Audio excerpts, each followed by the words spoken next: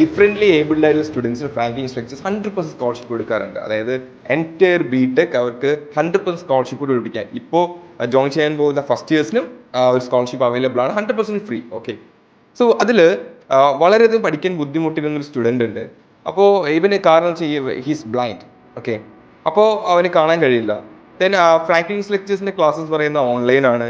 Okay, so ആ audio മാത്രം കേട്ടുകൊണ്ട് S4 മംഗൽ ബാച്ചിൽ പഠിച്ച മോന് 99.3% ഒരു ടോപ്പറാണ്. അവൻ്റെ SGP എന്ന് പറയുന്നത് 9.09. ഓക്കെ, അപ്പോൾ നമ്മൾ പലപ്പോഴും വിചാരിക്കും, അതായത് നമുക്ക് സമയമില്ല, നമുക്ക് കഴിവില്ല, നമുക്ക് ഇന്ന കുറവുകളുണ്ട്, അങ്ങനെയല്ല.